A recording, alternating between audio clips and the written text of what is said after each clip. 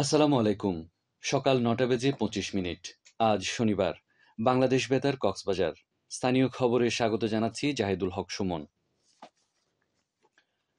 অতিবৃষ্টি এবং উজান থেকে আসা ঢলে দেশের বিভিন্ন জেলায় এখন পর্যন্ত ১৫ জনের মৃত্যুর খবর পাওয়া গেছে। ক্ষতিগ্রস্ত হয়েছে ৪৮ লাখের বেশি মানুষ। ১১ জেলায় পানিবন্দী প্রায় ১০ লাখ মানুষ। শুক্রবার রাতে দুর্যোগ ব্যবস্থাপনা ও ত্রাণ মন্ত্রণালয় এক সংবাদ বিজ্ঞপ্তিতে এসব তথ্য জানায়। বন্যায় সর্বশেষ ক্ষয়ক্ষতির তথ্য তুলে ধরে দুর্যোগ ব্যবস্থাপনা ও ত্রাণ মন্ত্রণালয় জানায়, বন্যায় এখন পর্যন্ত ১৫ জন মারা গেছেন, যাদের মধ্যে ১৩ জন পুরুষ, ২ জন নারী। কুমিল্লায় ৪ জন, চট্টগ্রামে ৪ জন, কক্সবাজারে ৩ জন, ফেনী, নোয়াখালী, ব্রাহ্মণবাড়িয়া ও লক্ষ্মীপুরে ১ জন করে প্রাণহানি হয়েছে। দুর্যোগ ব্যবস্থাপনা মন্ত্রণালয় জানায়, কক্সবাজার সহ ১১ জেলা, ফেনী, কুমিল্লা, চট্টগ্রাম, খাগড়াছড়ি, নোয়াখালী, মৌলভীবাজার, হবিগঞ্জ, ব্রাহ্মণবাড়িয়া, সিলেট ও লক্ষ্মীপুরে ৯,৪৬,৭৬৯ পরিবার পানিবন্দী হয়ে পড়েছে। তথ্য বিবরণীতে জানানো হয়েছে, পানিবন্দী বা ক্ষতিগ্রস্ত লোকদের আশ্রয় দেওয়ার জন্য মোট ৩,১৭৬টি আশ্রয়কেন্দ্র খোলা হয়েছে। আশ্রয়কেন্দ্রগুলোতে মোট ১,১৫,০৩০ জন লোক এবং ১৮,০৯৬টি গবাদি পশুকে আশ্রয় দেওয়া হয়েছে। ১১ জেলায় ক্ষতিগ্রস্তদের চিকিৎসা দেওয়ার জন্য ৬৩৯টি মেডিকেল টিম চালু রয়েছে। বন্যায় ক্ষতিগ্রস্ত ১১ জেলায় দুর্গতদের মাঝে বিতরণের জন্য নগদ ৩,৫২,০০,০০০ টাকা, ২২,১৫০ টন চাল এবং ১৫,০০০ বস্তা শুকনো খাবার বরাদ্দ দেওয়া হয়েছে। এছাড়া দেশের সব জেলায় পর্যাপ্ত ত্রাণ সামগ্রী মজুত রয়েছে বলে জানিয়েছেন দুর্যোগ মন্ত্রণালয়। বন্যা আক্রান্ত জেলাসমূহের জেলা প্রশাসককে বৈষম্যবিরোধী ছাত্র আন্দোলনের সমন্বয়ক, সেনাবাহিনী, নৌবাহিনী, মেডিকেল টিম ও অন্যান্য স্বেচ্ছাসেবকদের সঙ্গে সমন্বয় করে একসঙ্গে কাজ করার জন্য প্রয়োজনীয় নির্দেশনা দেওয়া হয়েছে।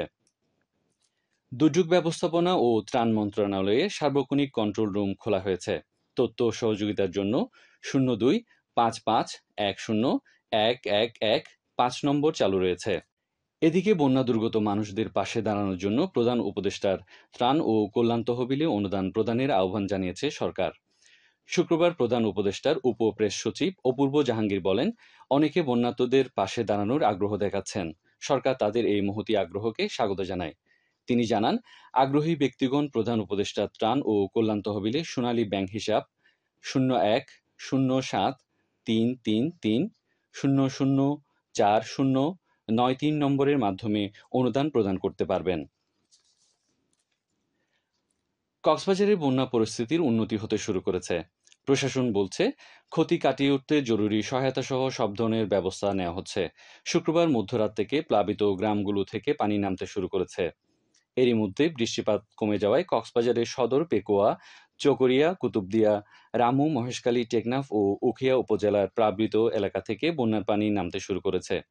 জেলা প্রশাসক মোহাম্মদ শাহিন ইমরান জানিয়েছেন, প্লাবিত এলাকায় ত্রাণ সহায়তা পাঠানো হয়েছে। স্ব স্ব উপজেলার নির্বাহী কর্মকর্তাদের প্রয়োজনীয় ব্যবস্থা নিতে নির্দেশনা দেওয়া হয়েছে। তিনি আরও জানান, জেলা প্রশাসন পরিস্থিতি সার্বক্ষণিক পর্যবেক্ষণে রেখেছে।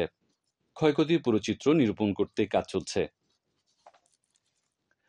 বৈরী আবহাওয়া ও বৃষ্টির কারণে টেকনাফ সেন্ট মার্টিন নৌ রুটে বোট চলাচল ৪ দিন ধরে বন্ধ রয়েছে। এতে করে সেন্ট মার্টিনের বাসিন্দাদের খাদ্য ও ওষুধ সংকট দেখা দিয়েছে। বিষয়টি নিশ্চিত করে স্থানীয় ইউনিয়ন পরিষদের চেয়ারম্যান মোহাম্মদ মুজিবুর রহমান জানান, সেন্ট মার্টিনে উৎপাদিত কোনো পণ্য না থাকায় টেকনাফ থেকে সার্ভিস বোট যোগে এসব পণ্য দ্বীপে আনতে হয়। আরও কয়েকদিন বোট চলাচল বন্ধ থাকলে সেন্ট মার্টিনে বড় ধরনের খাদ্য সংকট দেখা দিতে পারে বলেও জানান তিনি। আবহাওয়া এখন জানিয়ে দিচ্ছি বাঁকখালী নদীর মোহনা ও সংলগ্ন এলাকার সামুদ্রিক জোয়ার ভাটার সময়সূচি।